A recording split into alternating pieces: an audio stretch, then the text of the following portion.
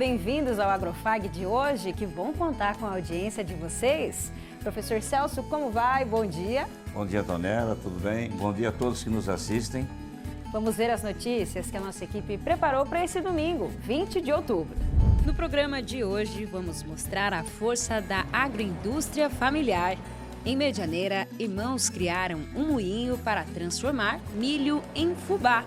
A gente produz o milho e não tem venda lá para as empresas e não agrega valor, né?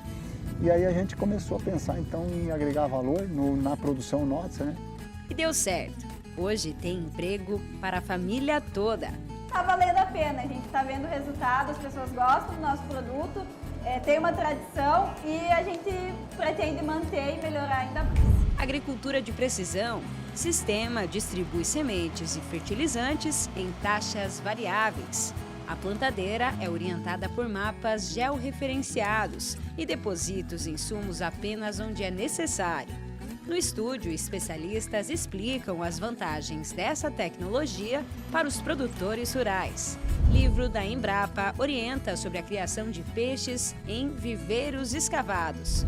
Hoje, a dica é de transplante de orquídea, do vaso para a árvore. Você conhece a pimenta doce italiana? A Isa tem informações sobre ela. E já que falamos em fubá, tem receita de polenta no Agrofag. Para fazer uma polenta de qualidade, também tem aquilo que eu costumo falar, tem que ter amor na coisa e, que diz o Padre Zico, né? Vamos rezar também, né? Que daí...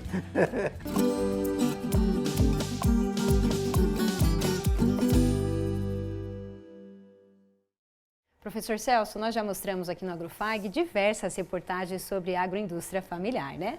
E são reportagens muito bacanas, né, Daniela? É isso aí. A gente tem alguns exemplos delas aqui para a gente relembrar, que já participaram conosco aqui no Agrofag. Olha só, o casal Priscila e Marcos fazendo aí a produção de frutas desidratadas. Eles são daqui de Cascavel. Falando em produtos desidratados, temos também a família Oliveira, lá de Guaraniaçu, que participou aqui no Agrofag, mostrando a produção de temperos desidratados. Olha só, quem também esteve conosco, a família Gil, da linha Navegantes em Cascavel, fazendo biscoito de polvilho, uma delícia, né? E olha só, a família Catani, de Santa Helena, produzindo embutidos, contando a história um pouquinho da família deles, que tem tradição lá da Itália. E embutidos também, lá em Medianeira, com a agroindústria Pepita, o Celso e a Elisângela mostraram um pouquinho dessa rotina de trabalho deles aqui pra gente. É muito interessante, é bem variado, né, as produções aí, né? É a força que vem do campo, gera renda e gera emprego. É isso aí, professor. Foram várias reportagens mesmo. E hoje nós temos mais um exemplo de agroindústria familiar. A história vem lá de Medianeira com a família Bússolo. Há cerca de 20 anos, os irmãos Paulo e José decidiram que só plantar, colher e vender o milho não ia garantir renda e emprego para todo mundo. A ideia, então, foi criar um moinho e transformar o milho em fubá, que, segundo eles, faz uma polenta deliciosa. Vamos ver.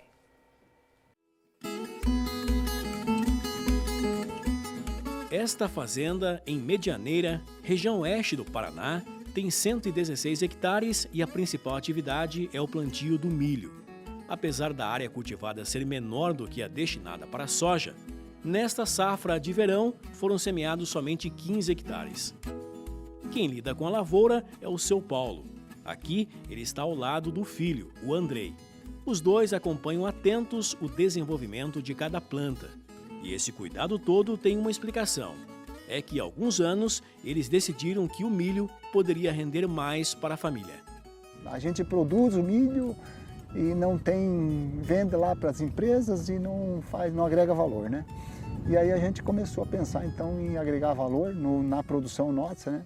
E aí a escolha foi o moinho de fubá mesmo para fazer essa agregação de valor. Foi assim que surgiu o Moinho da Alegria, uma agroindústria familiar que se dedica à produção artesanal de fubá, canjica e quirera. O José, irmão do seu Paulo, conta que a família já tinha experiência com moinhos. Era uma tradição da família. Meu pai, quando veio de Santa Catarina, já trouxe alguma coisa. Não na área de milho, mas montou uma serraria. isso em 63, 64, né?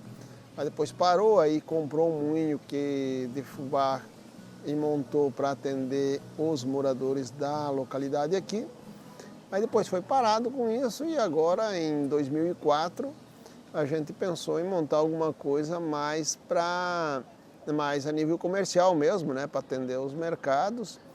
E estamos completando, então, nesse ano, 20 anos já de atividade, né? Mas surgiu pela necessidade de agregação de valor da produção que a gente tinha. E a gurizada está aí, vai crescendo, né? Vai vindo o pessoal da família, vai crescendo, vai aumentando. E precisa ter local onde o pessoal trabalhar, né? E ganhar o seu sustento. O fubá é o carro-chefe da agroindústria. A produção média é de 700 quilos por dia. Andrei é o responsável por essa etapa. O objetivo é garantir a qualidade desde o momento em que o milho chega até a moagem. Geralmente a gente recebe o milho entre 19, 18 até 17 de umidade, né? E a gente coloca no secador. O secador ele trabalha com a capacidade assim, de baixar 1 grau por hora. A gente baixa a umidade do milho até 13 de umidade para poder guardar ele e ele conservar ali sem estragar, né? Sem mofar devido à umidade que ele tem no grão. Depois de passar pelo processo de secagem, ele vai para o classificador, é feita a limpeza desse grão e depois disso o milho, a massa dele quente ainda, a gente joga num silo onde ele vai sendo esfriado por conta, né? Não é jogado ar frio, nada, para não trincar o grão e assim manter a qualidade. Depois que esse grão chega na temperatura de uns 25 graus, 22, de 20 a 25 graus, a gente leva para o silo definitivo de armazenagem. Aí depois que está ali nesse silo definitivo, na temperatura de 25 graus, a gente leva para o processo de moagem. Depois de todo o processo de seleção, os grãos vêm para esse setor. A estrutura conta com 3 moinhos de pedras, ou seja, uma pedra em contato com a outra transforma o milho em fubá. O processo de moagem na pedra resgata uma prática antiga, que faz toda a diferença no produto final. Segundo Andrei, o fubá moído na pedra ganha um sabor especial. Eu sempre escuto o meu pai e o meu tio falando, né, que ele dá um fubá com uma liga melhor. A polenta ela fica mais gostosa, com uma massa mais gostosa. Pelo fato de na pedra, quando uma pedra está moendo em cima da outra ali, ela esquenta, ela queima a farinha ali. Então a farinha sai quente e já vai para empacotar. E ali ela está pronta, né? Já escutei clientes falar que é uma farinha que a polenta fica pronta rápido. Ela não demora, ela seria tipo uma pré-cozida, porque ela sai quente, né? Mas a gente não vende pré-cozido por ser outro sistema de industrialização, né, do produto. O diferencial realmente é pelo fato dela esquentar na pedra no momento da moagem do milho. No setor de empacotamento, a responsável é a Anabel, irmã do Andrei. Hoje, a agroindústria já conta com um sistema automatizado, que faz a selagem de cada pacote. Aqui um trabalho em família, né? Fala um pouco pra gente como que é esse trabalho e como que é trabalhar em família. Então, eu acho que a gente está crescendo muito, a família está se empenhando cada vez mais para fazer acontecer tudo isso. A gente tinha antes uma demanda muito menor e agora a gente está crescendo, está querendo colocar mais produto no mercado, alcançar mais mercados, né? Hoje a gente atua em mais de 20 cidades aqui do oeste do Paraná e também conta com uma venda de fubá lá no Mato Grosso do Sul. Está sendo algo muito rápido até, a gente começou a investir mais aqui faz cerca de 3, 4 anos e está valendo a pena, a gente está vendo o resultado, as pessoas gostam do nosso produto, tem uma tradição e a gente pretende manter e melhorar ainda mais.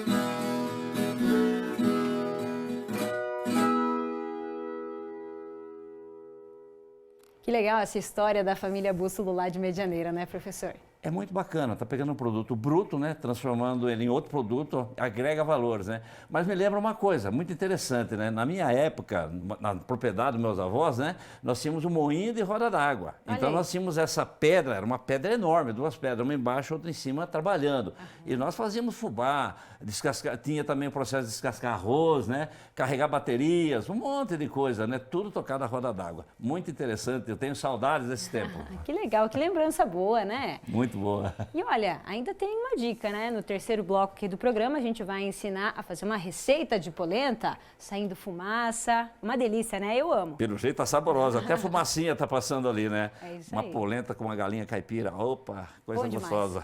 Bom demais, é isso aí. Na semana passada, nós mostramos aqui uma dica sobre como transplantar uma orquídea de uma árvore para outra. Hoje a Fernanda, que é agrônoma e paisagista, vai dar outra dica. Dessa vez, como deve ser feito o transplante de um vaso para uma árvore. Confira. Agora eu vou estar mostrando para vocês o transplantio de uma outra espécie de orquídea, que é a espécie Phalaenopsis, tá? Do gênero Phalaenopsis, que é essa que vocês estão vendo aqui, muito bonitas, decorando a nossa mesa, né? Então, essa espécie tem essa flor de característica e tem algumas aqui, que a proprietária das flores autorizou a gente, né, mexer aqui, tá utilizando, ela já escolheu qual a árvore que ela quer que a gente plante essa orquídea. E eu estou escolhendo essa mudinha específica porque ela, se vocês observarem, ela já está toda deitada dentro do vaso, então o vaso já está ficando um pouco já desajeitado para ela, tá? Então, escolhemos essa muda e também porque ela está sem flores, tá? Dá para fazer quando está em período de floração? Dá também, então você já vai ter a sua árvore florida no momento que você fizer o transplantio, mas o ideal mesmo, para não atrapalhar o ciclo da planta, é fazer após a floração, tá? Que é o caso dessa muda em específico, tá? Então, eu vou fazer a retirada dela do vaso original, então a gente vai apertar um pouquinho as laterais, para ir soltando esse substrato. Aqui eu já dei uma soltada nela. E facilmente a gente retira a muda, né? Então, você viu que ela estava deitada já, estava ficando apertado, tá sem flores. Aqui já tem raízes novas saindo, né? Então, essa partezinha branca da raiz a gente chama de velame. Então, são raízes novas, tá uma planta saudável, que ela tá com uma cor esbranquiçada por cima e a pontinha verde, tá? Então, como que a gente vai fazer? Eu vou pegar um pouquinho desse substrato que vem no próprio vaso aqui, que sempre é casca de pinos, carvão, pedra brita, então são sempre o substrato bem aerado, tá? Que ela usa para se fixar essas raízes e não ficar muito ensopado, digamos assim, quando molha, tá? E a gente vai transferir ela para uma árvore, que também tem a casca rugosa. Eu posso fazer de duas formas, eu posso fixar ela diretamente na árvore, assim como a gente fez com a Dendrobium, ou ainda eu gosto de fazer como se fosse um vasinho para ela com um material natural, uma fibra, alguma coisa aqui. Isso aqui a gente retirou fibra de um butiá que tinha aqui na propriedade, né? Então, eu vou fazer como se fosse um vasinho para ela, né? Para reter um pouquinho do substrato que já vem aqui no vaso. Então, eu vou pegar esse substrato e vou colocar dentro dessa fibra aqui que eu vou fixar na árvore, vou preencher um pouquinho aqui junto com a orquídea e amarrar, tá? Eu gosto de fazer assim, porque ela tem um pouquinho mais de substrato para se agarrar e auxilia, né, no desenvolvimento ali das raízes. Então, eu faço dessa maneira e vamos mostrar para vocês agora na prática. Se você comprou sua mudinha, ela já está sem flor lá, quer dar um local novo para ela, que não seja um outro vaso, pode trazer para decorar a sua árvore na frente de casa, né? Então, essa é uma opção. Então, a gente fez a retirada agora do vaso e trouxe aqui para a árvore. Pode ser amarrado diretamente, como eu comentei, como a gente fez com a Dendrobium, mas eu tenho a opção também, e eu prefiro, para Phalaenopsis, a gente fazer como se fosse um vasinho com fibra natural, tá? Então, para auxiliar aqui, que as raízes tenham mais local para se agarrar, então eu faço como se fosse um vasinho aqui para ela. Essa fibra de butiá, pode ser de outra palmeira, porque é fibra natural, porque ela vai se desfazer com o tempo, né?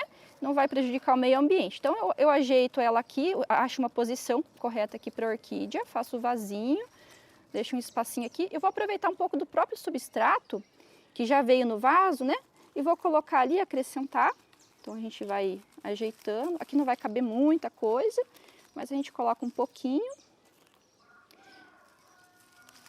Aí, depois eu venho, faço a amarração.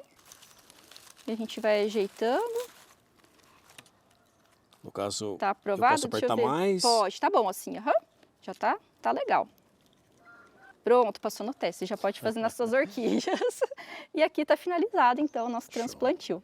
É isso aí, a gente agradece a Fernanda pela parceria e as dicas sobre o transplante de orquídeas. Valeu, Fernanda, até a próxima. Agora chegou a hora da Isa na Fazenda. As informações de hoje são sobre pimenta doce. Olha só.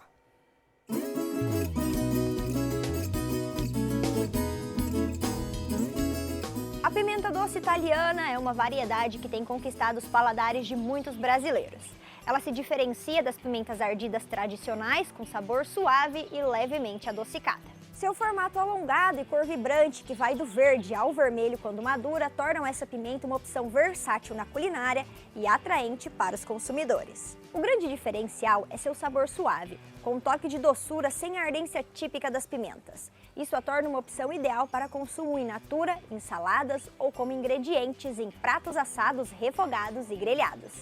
O cultivo da pimenta doce italiana é favorecido por climas quentes e solos bem drenados. Para um desenvolvimento saudável, as plantas precisam de temperaturas entre 18 e 30 graus Celsius, além de boa luminosidade. A semeadura das mudas geralmente são realizadas em bandejas e após 30 ou 40 dias são transplantadas para campo ou estufa. Se forem transplantados em canteiro, a recomendação é que o espaçamento seja de 40 a 50 centímetros entre as plantas e 70 a 90 entre as linhas, garantindo que cada planta tenha espaço adequado para crescer. Para um cultivo eficiente, o tutoramento das plantas é recomendado para sustentar os galhos, especialmente durante a frutificação, quando os frutos começam a pesar. Em relação à colheita da pimenta doce italiana, ela começa de 60 a 80 dias após o transplante. Os frutos são colhidos quando ainda estão verdes ou já atingiram a coloração vermelha, dependendo do mercado e da preferência do consumidor. Após a colheita, é importante armazenar os frutos em local fresco e seco, com temperaturas entre 7 e 10 graus Celsius para prolongar a vida útil e manter a qualidade do produto. Há risco de ataques de pragas, como pulgões e ácaros, e doenças como míldio. Por isso, deve ser feito o monitoramento regular e o manejo integrado de pragas. A vantagem é que o mercado gourmet valoriza produtos de alta qualidade e com características diferenciadas, como o sabor adocicado desta variedade. Para os produtores, isso representa uma oportunidade de se destacar, principalmente ao investir em práticas agrícolas sustentáveis e na certificação dos produtos. Não deixem de acompanhar o Agrofag nas redes sociais. Nos vemos na próxima semana. Até mais! Obrigada, Isa. A gente se vê semana que vem. O assunto agora é a criação de peixes. Na piscicultura brasileira, o sistema de produção mais utilizado é o de viveiros ou tanques escavados. E sobre esse tema, a Embrapa acaba de lançar a segunda edição de um livro que traz orientações para os produtores e aqueles que têm interesse em iniciar na atividade. Olha só, o livro está aqui na tela. Ele se chama Manual de Piscicultura Familiar em Viveiros Escavados. Ele pode ser acessado gratuitamente nesse endereço que está na tela e também no QR Code. Esse livro é resultado de um estudo feito por 10 pesquisadores da Embrapa e traz dicas muito importantes sobre a produção, desde o início até a comercialização. Nós fomos até Toledo, na propriedade do Carlos Stuani, para mostrar como funciona o sistema de criação em viveiros escavados. Confira! A piscicultura é tradição na família Stuani. Há quase 40 anos, seu Carlos trabalha na área. Hoje, ele cuida de 7 tanques para a produção de tilápias, na propriedade que fica em Toledo. A capacidade de produção por lote é de 120 mil peixes, o que representa um volume de quase 90 toneladas a cada despesca. 4 tanques abrigam as tilápias e os outros são destinados para reservatório de água e decantação. Eles funcionam em sistema de viveiros escavados, ou seja, são estruturas construídas no solo, onde o terreno foi preparado para formar um reservatório de água.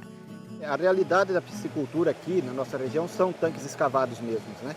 Então, a gente, de alguma forma, foi juntando a necessidade de ter uma produção maior e fizemos os tanques que eram de arroz mais rasos e menores, juntando eles, foi feito os tanques escavados maiores, que começou a disparar a tilápia, porque aí começou a profissionalizar que a tilápia, que até então ela era feita a sexagem, era um peixe que não tinha genética, começou a surgir algumas importações de matrizes e ali começou a tomar corpo, né? Lá no início não existiam aeradores, não existia ração extrusada, essa que flutua, então era muito desafiante. Você tinha que acompanhar mais e não tinha técnicos a nível de campo, era bem poucos os técnicos que tinha, né? Existiam técnicos, mas na piscicultura não tinha experiência porque era uma atividade que estava nos primeiros passos, né? Então, desde a questão de escavação, desnível do tanque para facilitar na despesca, tudo era diferente, acesso, não se pensava nisso. E a partir da hora que foi profissionalizando e nós fomos migrando para a piscicultura, tivemos que ir se adaptando. E cada dia tem que melhorar mais, porque hoje já não tem mais espaço para quem não se profissionalizar na atividade, né? Essa profissionalização veio por meio das adaptações nos viveiros, sempre seguindo a legislação ambiental. A gente sabe que hoje é bem assim, exigente a questão ambiental, e com razão, porque com essa escassez hídrica e isso tudo, a gente sabe que tem que cada vez trabalhar melhor essa questão ambiental. Então a gente sempre buscou estar seguindo a orientação e implantando as adaptações, porque como era uma piscicultura antiga, ela teve que passar por algumas adaptações para se adequar, para estar se tornando ambientalmente correta e conseguir ter uma produção tranquila. A partir do aprimoramento da produção, com as orientações da equipe do IDR Paraná, hoje a propriedade é considerada modelo no estado. A Daiane é a engenheira de pesca responsável pela assistência. Um viveiro de piscicultura, um viveiro escavado, ele é um ecossistema. Então ele está cheio de organismos vivos, ele tem matéria orgânica, ele tem matéria mineral e tudo isso entra em equilíbrio um pouco mais fácil, porque ele tem o sistema todo ali, do que, por exemplo, num sistema de recirculação de águas claras, do qual eu, como produtora, tenho que ter totalmente o controle. É claro que a cada vez que eu vou aumentando a produtividade do meu viveiro, eu preciso me profissionalizar mais, preciso investir mais em tecnologias, em equipamentos e preciso ter maior controle, principalmente qualidade de água, né? E assim, ração, alevinos, parte de genética, estamos bem desenvolvidos, né, de tecnologia, avançamos muito nos últimos anos, mas a parte do produtor, o dever de casa dele é a qualidade de água. O viveiro escavado hoje no Brasil é o sistema mais utilizado pelos piscicultores. Mas para aqueles que querem começar nessa atividade, é preciso levar em conta 3 pontos muito importantes. O primeiro deles é a gestão ambiental, o segundo é a implantação ou a manutenção desse tipo de sistema, como o produtor vai fazer, né, o manejo desse sistema de tanque escavado e também a viabilidade de mercado. Para aqueles produtores que, a exemplo do seu Carlos, querem aprimorar a produção ou aos interessados em iniciar na atividade, a Embrapa lançou uma nova edição do livro Manual de Piscicultura Familiar em Viveiros Escavados. São 10 capítulos escritos em uma linguagem técnica, mas bastante direta e de fácil compreensão. A Patrícia é pesquisadora em Tocantins e uma das autoras da obra. Ela conversou com a nossa equipe sobre o lançamento da edição. É um verdadeiro ensinamento prático do que os piscicultores que querem então, entrar na atividade ou querem se atualizar para melhorar a produção de pescados, né, que eles consigam utilizar desse manual de forma direta. E é isso que eu queria que você destacasse também. São 10 capítulos, 10 autores envolvidos e tem muito do manejo para que eles tenham uma boa produtividade. Isso mesmo. A gente, como você mencionou, a gente usa uma linguagem bem prática e acessível para o produtor, sempre pensando no nosso leitor, na forma dele estar utilizando essas informações dentro da sua atividade. Tanto pessoas que estão iniciando ou não conhecem muito a atividade da piscicultura vão poder aprender e iniciar baseado nessa obra, como pessoas e produtores que também já têm experiência, mas que, às vezes, pela própria prática do dia a dia e rotina do dia a dia, acaba que negligencia algumas informações, algumas práticas, e esse livro vai trazer essas práticas para que eles possam, então, implementar.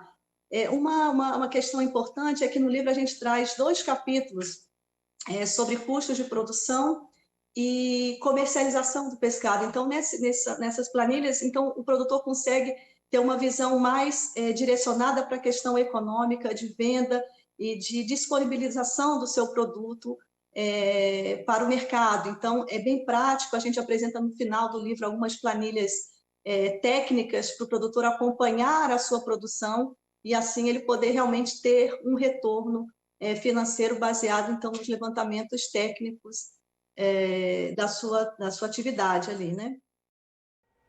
Então tá aí, né, professor Celso? Uma boa dica para quem quer se especializar ainda mais na área da piscicultura ou para aqueles que querem começar nela. Com certeza. A Embrapa é uma das principais instituições de pesquisa mundial, né? Ela é geradora de inovação, de conhecimento e de técnicas, né? Então, o caminho certo é você procurar pesquisa. E nós temos a Embrapa, que é a vanguarda da nossa pesquisa, né? É isso mesmo. Fica a dica, então, né? E agora um recado. Se você tem dúvidas sobre o manejo de alguma planta ou criação, fale com a gente pelo WhatsApp. É no 45-3321-3970. Se você tem fotos e vídeos da produção, conhece alguém que queira compartilhar informações e novidades aí da sua região ou sugerir assuntos que podemos tratar aqui no programa, entre em contato com a gente. Estamos em todas as redes sociais, no Instagram, no TikTok, lá no YouTube e também no Facebook. Participe com a gente. Vamos acompanhar agora os preços no mercado agrícola. A saca da soja em Cascavel, R$ 130. A saca do milho, R$ 58 e a saca do trigo, R$ 80. Depois do intervalo, a agricultura de precisão está cada vez mais presente no campo. No plantio da soja, produtores estão utilizando o sistema de georreferenciamento para distribuir sementes e fertilizantes em taxas variáveis. No estúdio, especialistas falam sobre o assunto.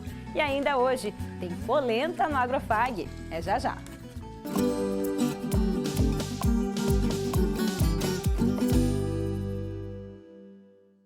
City Farm Fag, 4ª edição. Impulsionando o futuro do agronegócio brasileiro. Acadêmicos, professores, empresas e produtores congregando conhecimento técnico e científico à realidade do mercado. Nos dias 22 e 23 de novembro, o Centro Fag receberá as maiores marcas do agro nacional em um show de inovação e tecnologia. Estrutura para alimentação e atrações para toda a família. Venha participar. City Farm Fag. Evoluir e transformar. Nosso agro realiza. Conectados ao mundo. Somos todos. Somos um só. Somos muito mais. Global Connection. Descubra um novo programa de pós-graduação Centro Universitário FAG. Acesse o site e conheça os cursos disponíveis. Conexões internacionais e experiências transformadoras. fag.edu.br/pós. Inscrições pelo fone 4533213964. Pós-graduação Centro FAG. Global Connection. Realize.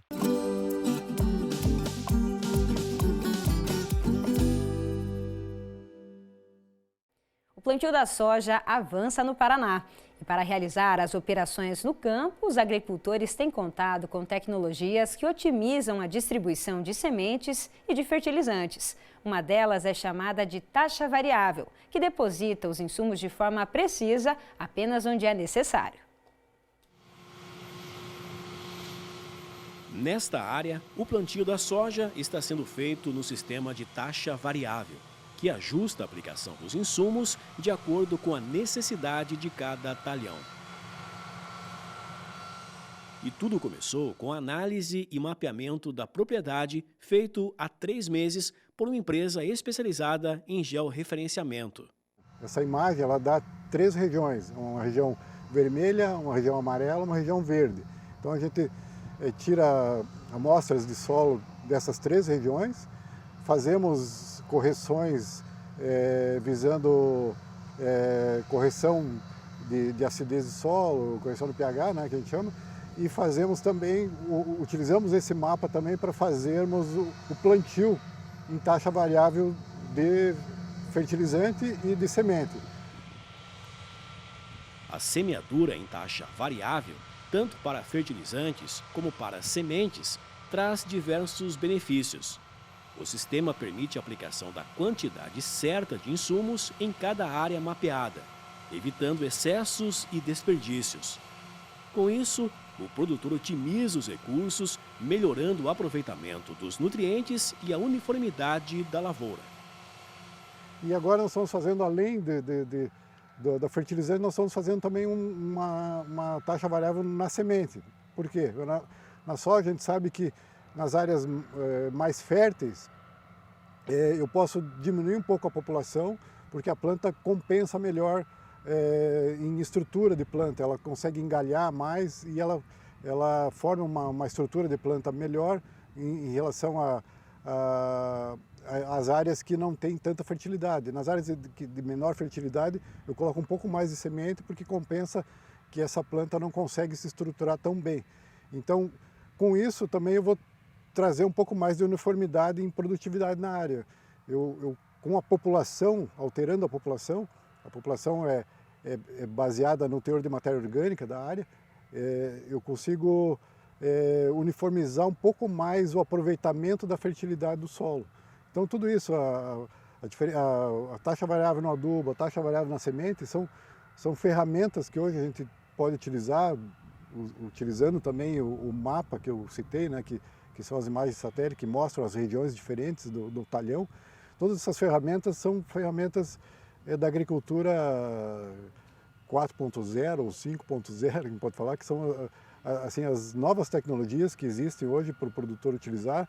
Nem todos têm acesso a essa tecnologia, porque depende do equipamento, né? O nosso conjunto de trator e semeadora entende essa linguagem, né? Ele tem um monitor dentro da cabine que lê o mapa, ele manda a informação para o regulador dizendo que tem que colocar menos ou mais. Então isso é um conjunto de ferramentas práticas e equipamento mecânico também que permite que a gente possa avançar assim em termos de ganho de produtividade, né? Mas para que o sistema funcione, é essencial que a plantadeira também seja compatível com essa tecnologia.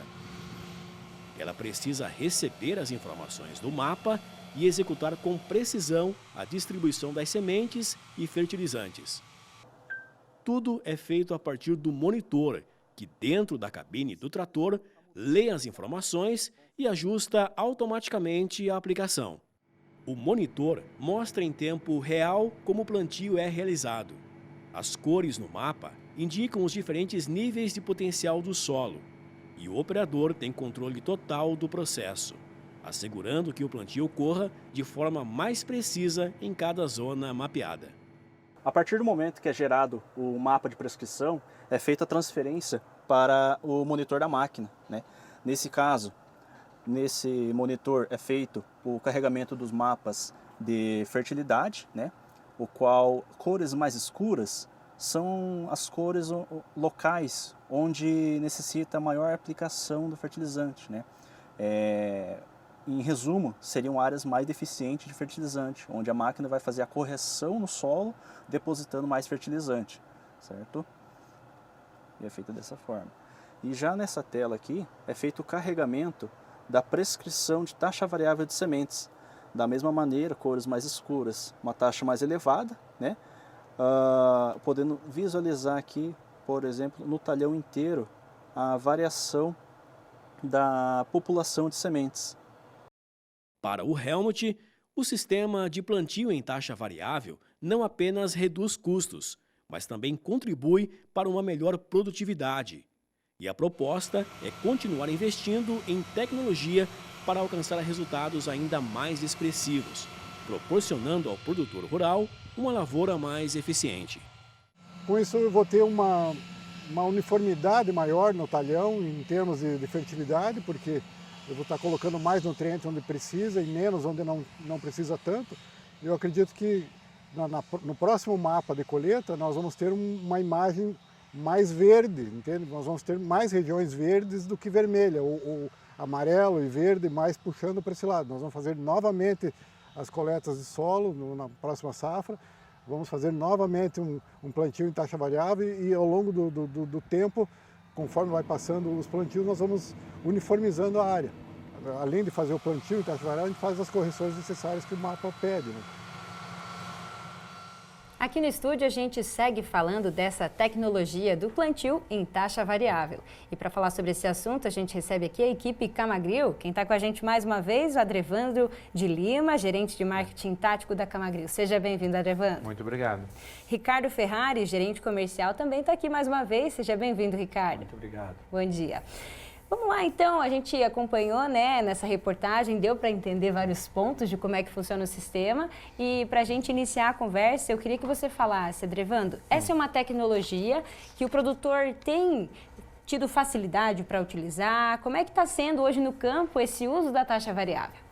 Hoje a tecnologia tem ficado cada vez mais acessível, né? Então a gente tem várias empresas que têm auxiliado, principalmente nessa parte agronômica, porque a gente precisa dessa interação, né, entre o que o cliente deseja com essa prescrição agronômica, porque a máquina ela entra na fase posterior, que é a fase da aplicação. Então, uma vez que esse cliente já define com essa parte agronômica, a questão de taxa, isso vai envolver vários fatores, que é, desde, como a gente comentou na reportagem, 3 meses atrás foi feito um levantamento, foi acompanhado como é que está a fertilidade e com base em dados, que é isso que eu acho que é bem importante que a ferramenta está trazendo, é trabalhar com base em dados, sair do achismo. Você viu que no mapa existe divergência das áreas, apesar de ser uma área muito grande, nós estamos comentando uma área mais ou menos 60 alqueires ali, você consegue entender que existe variabilidade. E a gente tem que trabalhar acertando essa variabilidade para a gente conseguir, sim, ali, reduzindo a questão de insumos, de população, melhorando a distribuição de adubo, a gente conseguir aumentar a produtividade. Então, é a gente trabalhar naqueles detalhes. E esses detalhes fazem toda a diferença hoje. Uhum. E aproveitando também para perguntar sobre essas fases, né? Porque a gente falou do acesso, lógico, esse acesso vai vir a partir dos dados coletados e o Helmut lembrou bem, né, Ricardo? Teve análise de solo para depois fazer o plantio da maneira certa e aí sim você ter essa taxa variável atuando propriamente dita ali no campo. Esses processos são fundamentais e cada um tem que acontecer no seu tempo. É isso aí. Como o Adrevando falou, a interação é muito importante, né? Os dados sendo coletados, toda essa pesquisa sendo feita para tentar ser mais assertivo possível. Então a tecnologia do equipamento está ali para ser usada, mas ela depende de fazer todo esse processo antes, né? E essa cadeia está ficando cada vez mais, vamos dizer assim, mais próxima de todos os tipos de tamanho de produtores, né? Que é muito importante, porque na nossa região a gente tem produtores grandes, médios e pequenos, e a maioria deles, quase todos, estão partindo para essa parte tecnológica. E todo mundo quer o melhor resultado, né? Então, esse investimento em taxa variável com equipamentos de alta precisão vai ser, vamos dizer assim, no futuro próximo aí praticamente essencial em todas as propriedades, né? É a evolução da tecnologia. O Adrevando, ou para os dois, né? Nós estamos falando aí numa coisa muito sutil, uma coisa muito de primeira linha, né? Primeira linha. Isso vai exigir uma transformação também do pessoal que está no campo, dos agrônomos que estão no campo, né? Não é só chegar agora naquele boletim simples e faz isso, né? O que a tecnologia está trazendo é a gente não tratar a área como ela é igual. Né? A gente entender as diferenças que a área pode ter, porque assim, passou por todo um processo de evolução, toda a questão de tratamento, e aí o que acontece? A gente tem que entender que a gente tem que tratar essa área de uma forma diferente. É isso que essa tecnologia tem feito. E com a adoção hoje dessa tecnologia, vai exigir um pouquinho mais do operador. Então, a gente vai tornar mais agronômico o processo do que simplesmente, vamos plantar. Essa é a taxa, essa é a minha população e foi. Não, a gente tem que entender essas diferenças que estão tendo dentro do talhão. Quer dizer, não é só o operador. O agrônomo que está saindo aí vai começar a ser especialista, né? Sim, exatamente. Com certeza, o produtor hoje ele procura ser mais assertivo possível, né? Devido aos valores dos produtos, dos insumos, né? Então, assim, ele tem que tentar a margem mínima de erro, né? E tudo isso aí está engajado para que isso aconteça. Então, o profissional agrônomo tem que estar, né, inteirado desse processo e o operador da máquina também. Então, assim, às vezes tu chega na propriedade, tem 10 pessoas em volta do equipamento. Fala, mas o que está acontecendo lá? É essa troca de informação, essa troca de conhecimento que faz que o processo, né, no final, seja concluído com êxito, né? Eu estou curioso para o Adevando ou para o Ricardo. Nós vimos umas máquinas plantando fantásticas, né? Sim. Mas elas são caras, né? O médio agricultor, o menor porte do que esses agricultores maiores, vai ter condição de ter uma máquina dessa? Essa é a grande questão, né? Sim, a Massey Ferguson vem fazendo um estudo a nível Brasil, né? Inclusive, essas máquinas foram desenvolvidas por umas áreas maiores, mas a gente já conseguiu, devido ao que ela entrega, né? Já conseguiu colocar em várias propriedades aqui na nossa região e de um ano e meio mais ou menos para cá, a gente tem um lançamento de uma máquina num tamanho reduzido, né? Com que isso faça com que o investimento seja menor.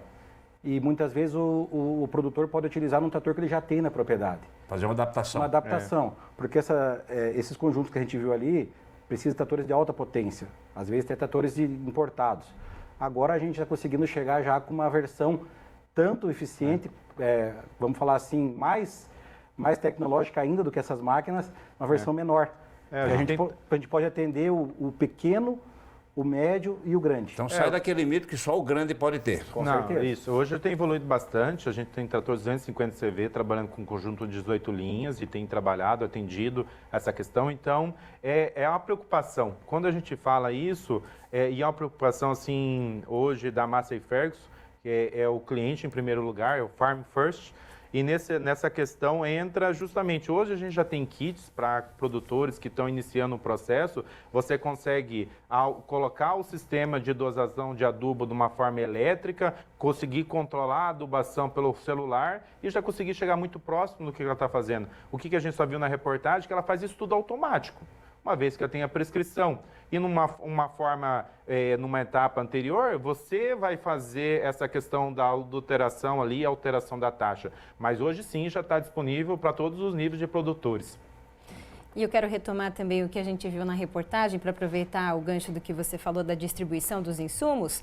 O Celso ali mostrou duas telas, né? Duas telas. Uma das telas, então, a distribuição das sementes, que é algo que chamou a nossa atenção, essa distribuição variável de sementes também, porque a gente pensa, às vezes, na hora da correção, já mostramos aqui no programa, quando é feita a correção, distribuído o insumo variavelmente.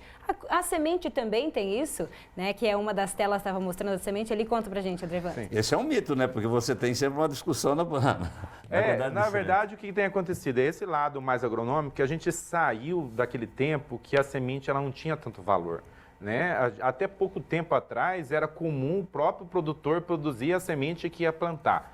Então, e a gente viu que muitas vezes esse tipo de adoção de tecnologia impactava muito no resultado dele final. Então, o que a parte agronômica nos traz hoje? Que numa área de fertilidade maior, eu posso diminuir um pouco a população. Porque como eu já tenho uma fertilidade, a própria planta ela vai conseguir desenvolver, esse desenvolvimento vai produzir esses engalhamentos e a gente quer evitar aquele microclima. Porque se eu já essa população muito elevada nessa área com muita fertilização, a tendência da planta é crescer. E a gente quer que ela cresça, mas que produza. E para evitar esse microclima em excesso ali na parte baixeira da planta, a gente tem que aproveitar o máximo da capacidade de sol, ao mesmo tempo da área.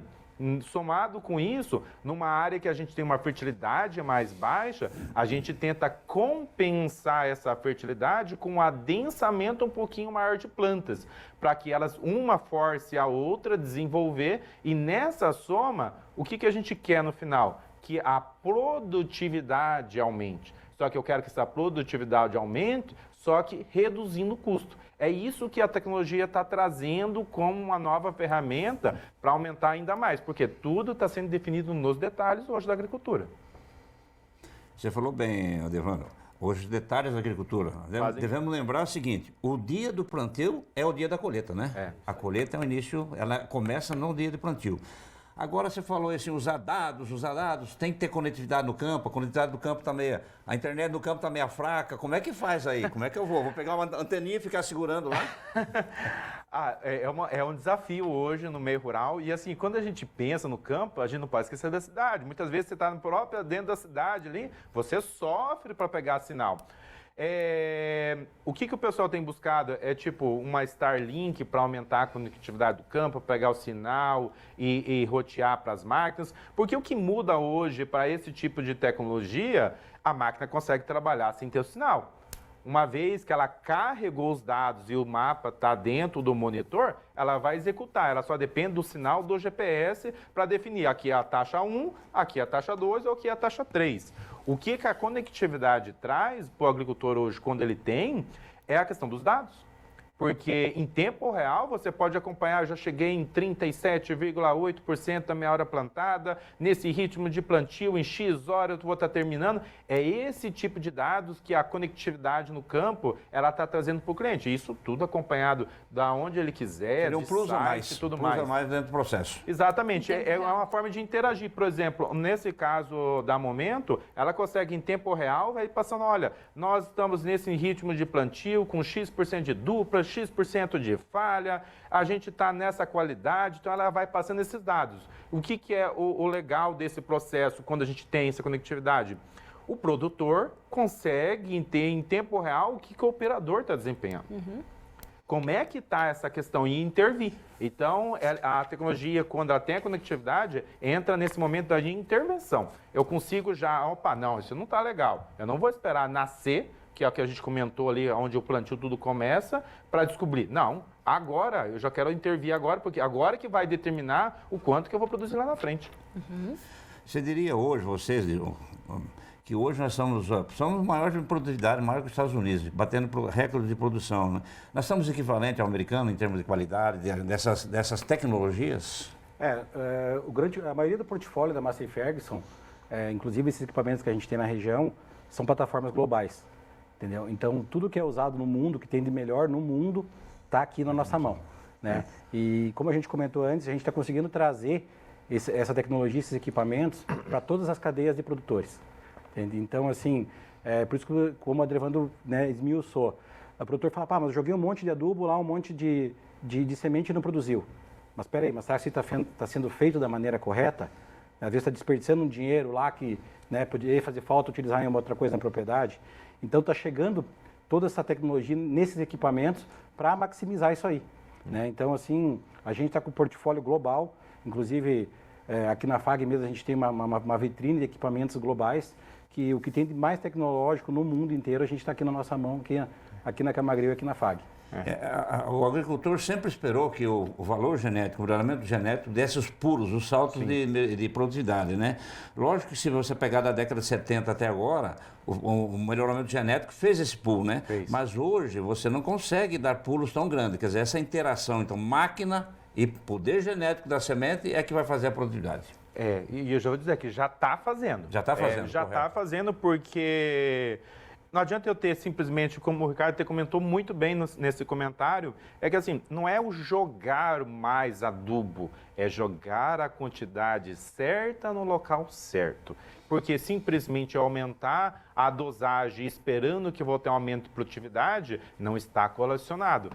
Então, é a mesma coisa com a semente. E essas tecnologias, como das plataformas globais que a Massey Ferguson está trazendo, então, é até a preocupação. É por isso que há a compra da PTX Trimble, é por isso que há a compra da Precision Plant, justamente para a gente conseguir trazer essa tecnologia que até então era na mão dos americanos, para nós brasileiros também.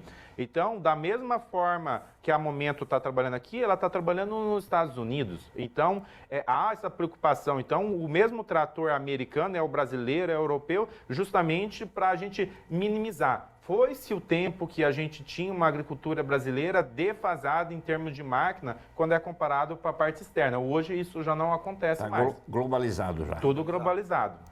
E eu também acho que é interessante a gente comentar sobre o que o Helmut trouxe em relação aos mapas.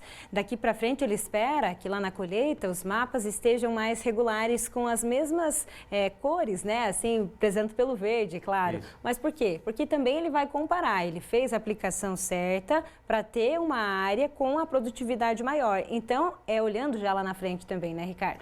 Com certeza. Como o professor falou, tudo começa do plantio.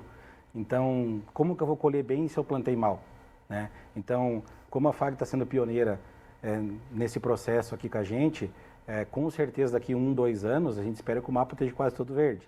Mas vai corrigindo a cada safra, a cada ano, e com certeza lá no final o resultado vai ser surpreendente, né? Porque, como o Adrevando falou, A gente está com material genético de qualidade, né, vários estudos, mas como que nós vamos trabalhar com esse material? Né? Nós temos que ser assertivo.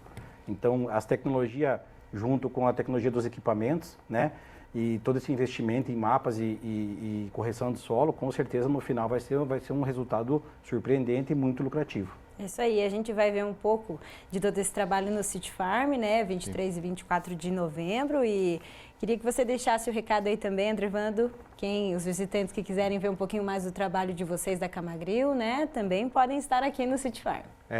Convidar a todos, né, porque essa tecnologia, ela acontece dessa aproximação do cliente com máquina, para o processo acontecer. Então, todas essas ferramentas e essas oportunidades que todos os produtores tiverem, a gente sempre convida, sejam bem-vindos, venham conhecer essa tecnologia. E o que é fundamental? Hoje, principalmente nesse pensamento da Camagril, é entregar a solução. Olha, eu não tenho talvez um poder aquisitivo comprar momento. Qual que é a recomendação que vocês dão para a minha solução? Que a gente pode usar talvez um motor elétrico no adubo para fazer a taxa variável. Olha, não conseguimos fazer a taxa aqui, mas o que você acha talvez a gente fazer um desligamento? Então hoje você consegue dividir essa tecnologia em vários níveis e ver com que nível que você está e assim conforme a sua demanda, o seu investimento, a gente ir ajustando e chegando no patamar. Mas o que é importante é dar o primeiro passo.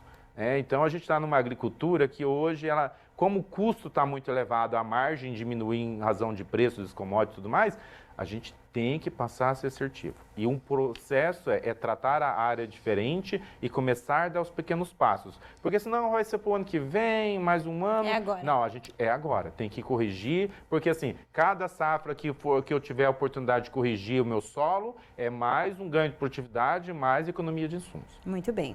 E só corrigindo, eu falei a data errado, 22 e 23 de novembro. É isso aí. Obrigada, pessoal. A gente se vê lá no City Farm. Até a próxima. Obrigado. Até a próxima. Obrigado.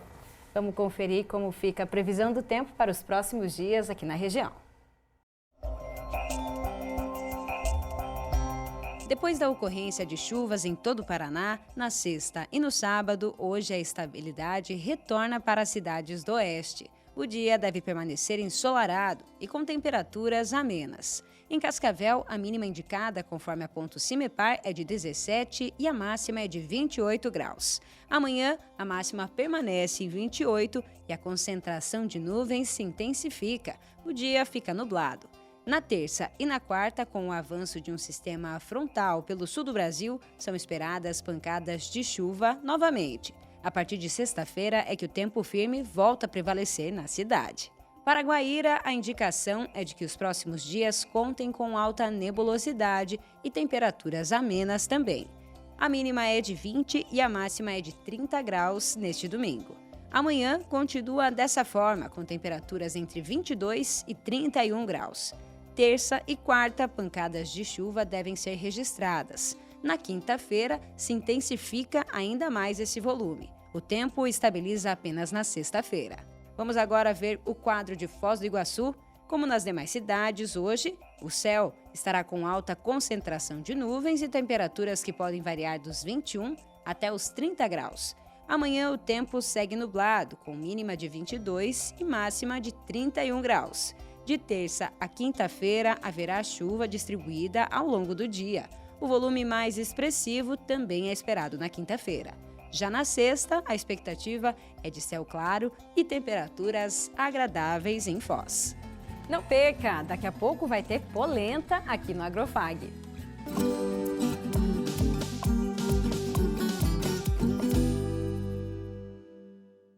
Colégio FAG Bilíngue. Somos uma escola sedimentada em valores familiares, focada na excelência da qualidade no ensino. Surpreenda-se com nossa estrutura padrão internacional. 120 laboratórios de ensino de última geração, hortas, fazenda, trilha ecológica, 8 parques externos e 2 internos, centro multiesportivo, auditórios e muito mais. Agende sua visita. Estamos prontos para receber você e sua família. Colégio FAG Bilíngue. A universidade começa aqui. City Farm Fag, 4ª edição.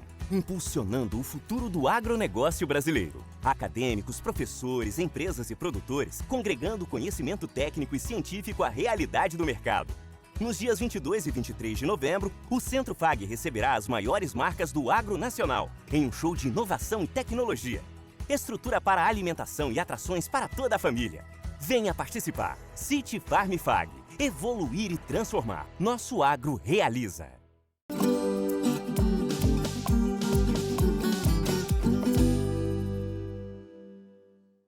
Professor Celso, nós abrimos o programa hoje mostrando uma agroindústria familiar que produz fubá, né? É isso aí, Antoniela. E fubá nos lembra a tradicional polenta. Bom demais, muito bom, é isso aí. E nós fomos até Santa Teresa do Oeste para encontrar com o seu Henrique. Foi ele que preparou uma deliciosa polenta com frango para a nossa equipe. Veja só como foi.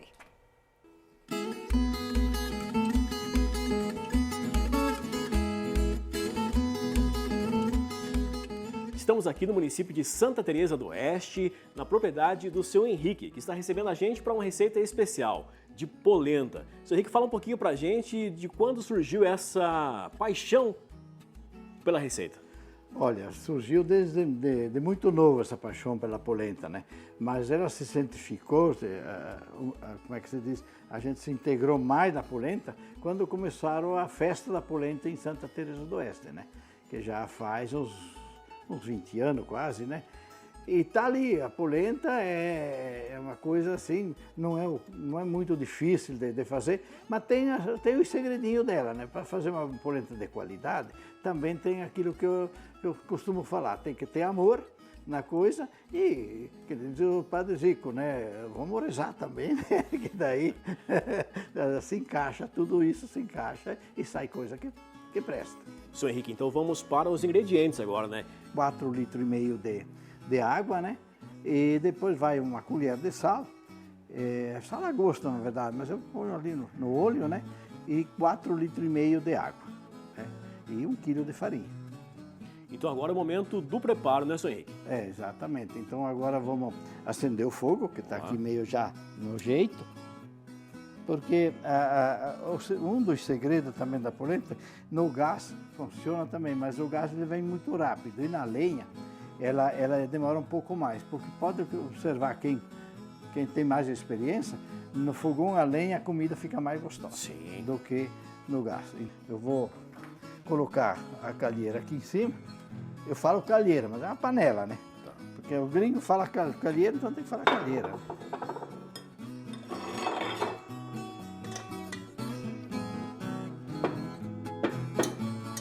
Está aceso, aí agora vamos colocar a água, né? Lembrando que são 4 litros e 4 litros e meio. Eu tenho no olho aqui, né? Se faltar, eu tenho mais lá, mais ou menos eu sei quanto que é. O sal já vai nesse primeiro momento, então? Nesse primeiro momento o sal. Que é uma maneira, assim, se banhar depois também dá. Mas é fácil esquecer, então assim, para não esquecer, eu sempre uso por primeiro, que daí, né, não tem erro mais. E daí eu já me antecipo, né, e tal, já coloco a empregada aqui, que, né, aquela que ajuda. Né? Fala um pouquinho pra gente, aqui então esse equipamento substitui... Esse equipamento substitui a mescla. E esse equipamento, no caso, tem no mercado para... Tem. Esse aqui foi um senhor aqui em cima que ele fabricou para nós, né? A temperatura da água já está pronta. Até passou um pouco do ponto, mas não faz mal. Nós vamos fazer igual, sem problema. Então agora a gente pega, vai despejar a farinha ali dentro e o processo vai... A máquina mesmo ela se encarrega de fazer. Então aqui é a farinha, né? Farinha, 1 quilo de farinha para essa quantia de água é o ideal. No caso, para quem não tem esse aparelho na casa, pode fazer no braço, que todo mundo, quem é polenteiro, sabe que vai no braço mesmo, né? Aqui tem muita gente que ainda faz no braço, né? Mas eu faço umas 2 polentas por semana. 2 polentas por semana. Mas quem faz no braço, ele faz uma e olha lá. No caso, colocou toda a farinha. Agora, quanto tempo vai ficar aqui mais ou menos? Agora, na verdade, eu sempre deixo 1 hora. 1 hora. É 1 hora.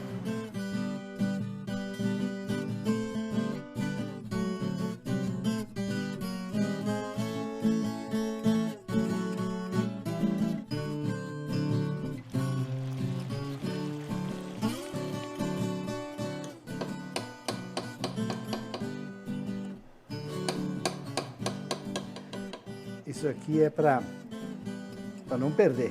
Tem que aproveitar tudo, né? E se é os gringos, eles botam o dedo e para aproveitar tudo.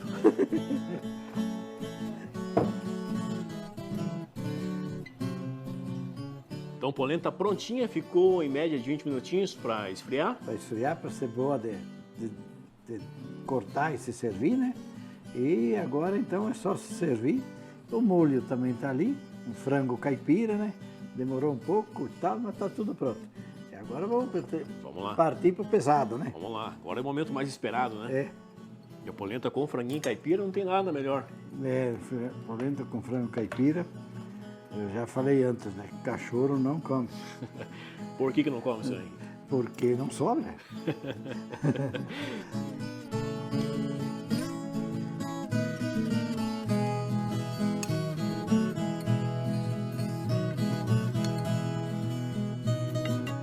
Realmente incrível, sensacional, hein? Olha só a consistência, sabor. Senhor Henrique, então muito obrigado pela recepção, pela atenção aqui com o programa Agrofag. Muito obrigado pela receita aqui também, o senhor compartilhou com a gente. Eu que agradeço a vocês pela confiança, que tiveram comigo, né? Acreditando, né, que a gente faz alguma coisa assim. E eu só tenho que agradecer vocês também. Não é porque a gente está aqui na minha casa que eu tive muito prazer muito grande de conhecer vocês e fazer essa matéria, tá bom? Prazer é tudo nosso também. Muito obrigado mais uma vez pela atenção, pela recepção e pela receita maravilhosa aqui de polenta com frango caipira.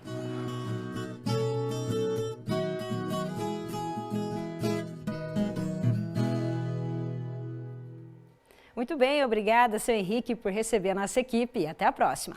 Agora é hora de ver os preços das carnes na nossa região.